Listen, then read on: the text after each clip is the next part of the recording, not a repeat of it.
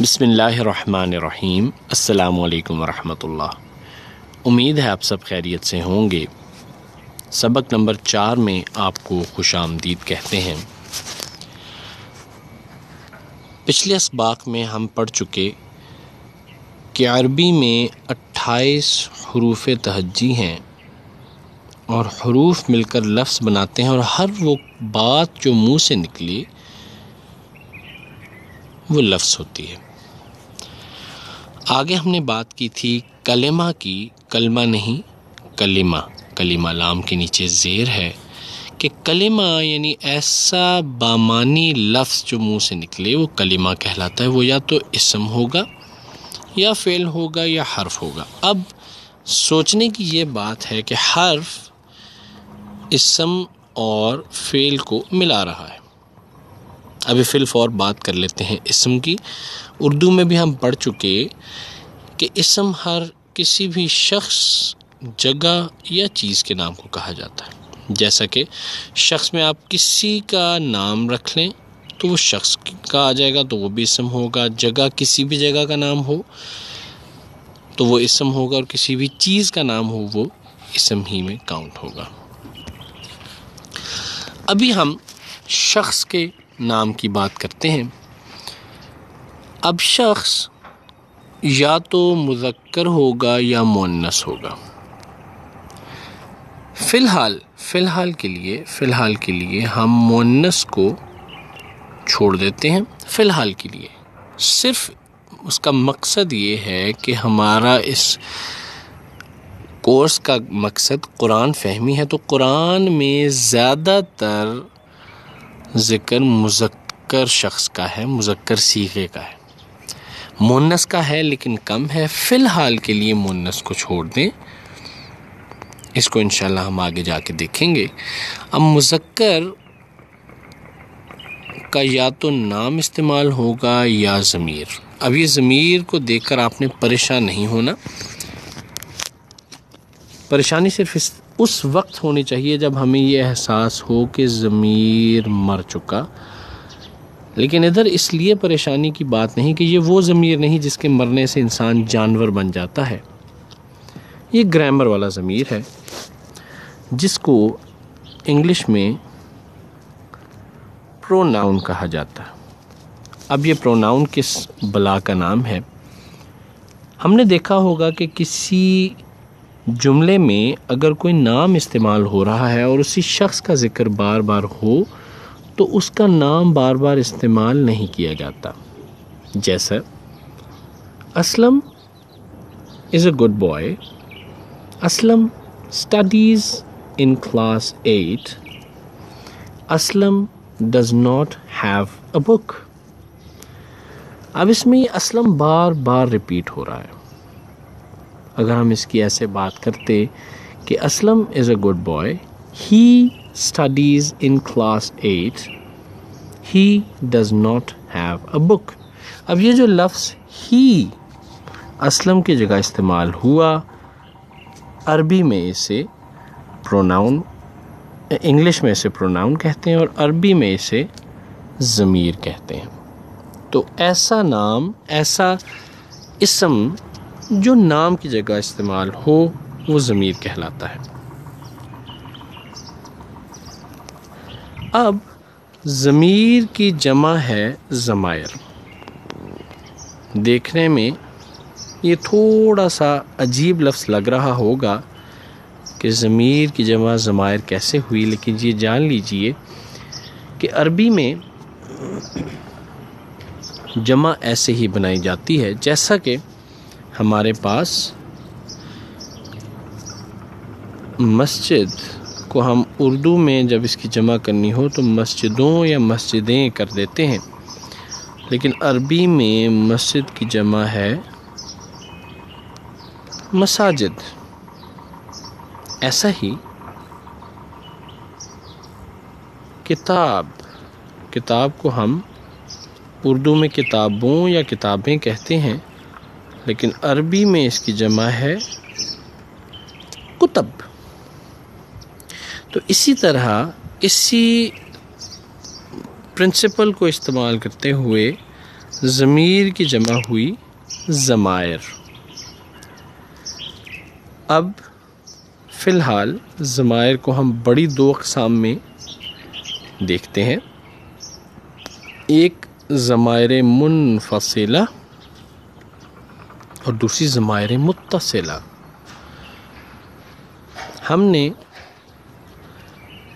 بعض اوقات یہ دیکھا ہوگا کہ اگر کوئی شخص لکھ کر اپنے پتے کا، گھر کا پتہ بتائے تو وہ اپنے گھر کا پتہ کچھ اس طرح بتائے گا کہ فلاں کریانے سٹور یا فلاں مسجد سے متصل ہے اس کا گھر۔ تو یہ متصل کا مطلب ہوتا ہے جڑا ہوا، جو ہم اس وقت ضمائر متصلہ کو فی الحال چھوڑ دیجئے، ہم بات کرتے ہیں ضمائر منفصلہ کی۔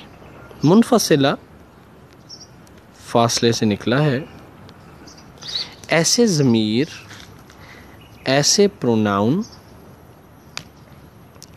جو اپنے اسم سے فاصلے پر ہوں۔ اس کی مثال لے لیجئے، اللہ کے رسول صلی اللہ علیہ وسلم کا لقب صادق اور امین ہم سب کو پتہ ہے، تو اگر ہم نے کہنا ہو ہوا صادق یعنی وہ سچے تھے، تو ہوا صادق۔ اب یہ صادق کی خوبی اسم سے ایک فاصلے پر ہے، درمیان میں یہ ایک گیپ ہے، اس لیے ان کو ضمیر منفصلہ کہتے ہیں، اور ابھی ہم اسی کی چیدہ اقسام کو ڈسکس کریں گے۔ جی، بات ہو رہی تھی ضمائر منفصلہ کی، یعنی ایسی ضمائر جو اپنے اسم سے، اپنے ایسے اسم سے جس میں اسم کا نام، کسی شخص کا نام، کسی مرد کا نام یا خوبی ہو، تو یہ اس سے فاصلے میں رہتے ہیں۔ انگلش میں ہم نے پڑھا ہوگا، اگر نہیں بھی پڑھا تو ایسی ویڈیو گیمز جس میں آپ کو ایک گن کا سرا نظر آ رہا ہوتا ہے اور آپ کھیلتے ہوئے مختلف دشمنوں کو اس گن سے مار رہے ہوتے ہیں، ان کو عام طور پہ فرسٹ پرسن شوٹر کہا جاتا ہے۔ تو گرامر میں، انگلش گرامر میں فرسٹ پرسن، سیکنڈ پرسن اور تھرڈ پرسن ہم نے پڑھے۔ فرسٹ پرسن وہ ہوتا ہے جس میں میں کی بات ہوتی ہے، بولنے والا اپنے بارے میں بات کر رہا ہوتا ہے۔ I study in such and such university, I live in such and such area, I am so and so years old. تو اس میں فرسٹ پرسن متکلم جو اپنے بارے میں بات کر رہا ہو، کلام کر رہا ہو، وہ فرسٹ پرسن کہلاتا ہے۔ اس کے بعد بات آتی ہے سیکنڈ پرسن کی۔ سیکنڈ پرسن وہ جو آپ کے سامنے موجود ہے۔ You did not accompany me. You played really well. You did your job well. تو یہ you وہ ہے جو آپ کے سامنے حاضر ہے، سیکنڈ پرسن کہیں گے۔ اسی طرح تھرڈ پرسن وہ شخص جو موجود نہیں ہے۔ He was a good person. They all played well. He is going to come later in the evening. تو تھرڈ پرسن وہ اسم جو غائب ہے، موجود نہیں ہے۔ ایک دفعہ دوبارہ، متکلم خود کلام کرنے والا، میں اور ہم، حاضر وہ جو آپ کے سامنے ہے، یو تم، آپ، تم سب، اور غائب وہ جو موجود نہیں ہے، وہ سب، یہ سب کے سب غائب میں آتے ہیں۔ اب عربی میں گو کہ اس کے ہمارے پاس عدد کے لحاظ سے 3 صیغے بنتے ہیں، لیکن فی الحال اس کو واحد اور جمع تک ہی محدود رکھیں۔ اب سب سے پہلے ہم بات کرتے ہیں تھرڈ پرسن کی۔ تھرڈ پرسن میں اگر آپ دیکھیں تو واحد کے لیے لفظ استعمال ہوتا ہے ہوا، جس کا مطلب ہے وہ ایک، اور جمع کے لیے ہم، وہ سب۔ اس کی مثال لے لیجئے،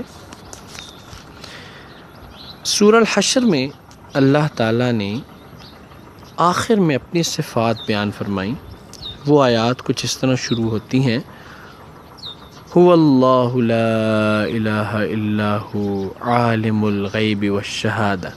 تو یہ جو هو اللہ، اسی طرح آیت الکرسی میں بھی اللہ لا الہ الا هو الحی القیوم، وہی الحج القیوم ہے، ہوا وہ اللہ، تو ہوا وہ اللہ ہے۔ اسی طرح اگر ہم اپنے آس پاس لوگوں کے بارے میں بات کریں تو ہم کسی شخص کے بارے میں کہیں گے وہ خوبصورت ہے، تو ہم کہیں گے ہوا جمیل، وہ خوبصورت ہے۔ اور اسی طرح آپ صفت لگاتے جائیں، ہوا صادق، وہ سچا ہے۔ اور اس کے علاوہ وہ صاف ہے، ہوا نظیف اینڈ سو آن۔ اس طرح ہوا کا مطلب ہو گیا وہ ایک شخص، اور یہ مذکر کے بارے میں ہی استعمال ہوگا، مؤنث کے لیے صیغہ استعمال نہیں ہوگا۔ اسی طرح ہم کے لیے ہم کا مطلب ہوا وہ سب، ہم الکافرون قرآن میں آیا وہ سب کافر ہیں، تو ہوا وہ ایک، ہم وہ سب۔ یہ تو ہو گئی تھرڈ پرسن یعنی ضمیر غائب۔ سیکنڈ پرسن پہ اگر آئیں، ضمیر حاضر مذکر کی، اس میں ہوگا انتا، تم ایک۔ جب آپ کے سامنے ایک کوئی ہستی ہو جو عدد کے لحاظ سے ایک ہے تو آپ انتا کا استعمال کریں گے۔ اور اسی طرح اگر زیادہ لوگ ہو گئے تو وہ ہوگا انتم۔ اس کی مثال لے لیجئے، آیت کریمہ کا ورد عام طور پہ ہمارے گھروں میں ہوتا ہے، لا الہ الا انت، کوئی معبود نہیں سوائے آپ کے۔ یہ ہم اللہ تعالیٰ کو مخاطب کر کے کہتے ہیں، لا الہ الا انت۔ انتم بھی قرآن میں بار بار استعمال ہوا ہے۔ اگر ہم اس کو عام جملے میں استعمال کرنا چاہیں کہ تم سب روزہ دار ہو، تو ہم اس میں لفظ استعمال کریں گے انتم صائمون، صائم روزے دار کو کہتے ہیں، انتم صائمون۔ اور اگر ہم ایک کی بات کریں کہ ایک آپ کے سامنے شخص ہے اور اس کو ہم کہہ رہے ہیں کہ آپ روزے دار ہیں، تو ہم کہیں گے انت صائم۔ ٹھیک، اس کی ہم مثالیں انشاءاللہ دیکھیں گے۔ اب بات کرتے ہیں فرسٹ پرسن کی، یعنی متکلم۔ اب متکلم میں جب میں اپنی بات کروں گا تو میں کہوں گا انا۔ اس کو یاد کرنے کا آسان سا طریقہ یہ ہے کہ ہر شخص میں انا بہت ہوتی ہے، تو انا کا مطلب ہوا میں، اور نحن ہم سب۔ اگر ہم کہیں ہم سب روزے دار ہیں، ہم کہیں گے نحن الصائمون۔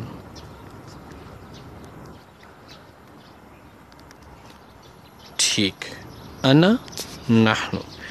اب اس کو یاد کرنے کے لیے ہمیں تھوڑی سی مشق کرنی پڑے گی۔ آپ کی آسانی کے لیے یہ جوڑے بنا دیے گئے ہیں۔ پہلا جوڑا تھرڈ پرسن کا یعنی غائب کا، دوسرا جوڑا سیکنڈ پرسن یعنی حاضر کا، اور تیسرا جوڑا متکلم یعنی فرسٹ پرسن کا۔ اب اگر آپ جوڑوں کے لحاظ سے یاد کریں تو پہلا جوڑا ہوا ہم، ہوا ہم، ہوا ہم، اور اگر آپ اس میں بازو سے اپنے رائٹ سائڈ پر اشارہ کریں جیسے ہم کسی دور کے بندے کی طرف اشارہ کر رہے ہیں، ہوا کہتے ہوئے آپ اپنی ایک انگلی سے اشارہ کریں، شہادت کی انگلی سے، اور ہم کہتے ہوئے اپنی 4 انگلیوں سے باہر کی طرف اشارہ کریں تو آپ کا بازو رائٹ سائڈ پہ ہوگا ہوا ہم، ہوا کہتے ہوئے ایک انگلی، ہم کہتے ہوئے 4 انگلیاں۔ انتا انتم، انتا انتم، انتا کہتے ہوئے آپ اپنی ایک انگلی سے سامنے کی طرف اشارہ کریں گویا آپ کسی ایک شخص کی طرف اشارہ کر رہے ہیں، اور انتم کہتے ہوئے آپ اپنی 4 انگلیوں سے سامنے کی طرف اشارہ کریں، جسٹ ٹو ڈیفرینشیٹ، صرف یہ فرق ظاہر کرنے کے لیے کہ اب آپ ایک نہیں زیادہ لوگوں سے جمع کسی کے سے بات کر رہے ہیں۔ انتا انتم، اور تیسرا انا نحنو، انا نحنو، انا کہتے ہوئے آپ اپنے سینے کی طرف ایک انگلی سے اشارہ کریں، اور نحنو کہتے ہوئے اب آپ اپنی 4 انگلیوں سے اپنے سینے کی طرف اشارہ کریں۔ یہ جو آپ کو اشاروں کا کہا گیا یہ انتہائی مفید ٹیکنیک ہے جس کے تھرو کوئی بھی زبان سیکھنا انتہائی آسان ہو جاتا ہے۔ اگر آپ اشاروں کی مدد سے یہ کریں گے تو یہ آپ کے لیے انتہائی مفید اور انتہائی کم وقت میں یہ کام آسان ہو جائے گا۔ ہوا ہم، اپنے رائٹ سائڈ پہ رائٹ ہینڈ سے اشارہ، ہوا ایک انگلی، ہم 4 انگلیاں، انتا انتم، اپنے سامنے اشارہ، انتا ایک انگلی، انتم 4 انگلیاں، انتا انتم۔ انا نحنو، انا اپنے سینے کی طرف ایک انگلی، نحنو سینے کی طرف 4 انگلیاں، انا نحنو، ہوا ہم، انتا انتم، انا نحنو۔ اگلے سبق تک کے لیے اجازت دیجیے، اللہ حافظ۔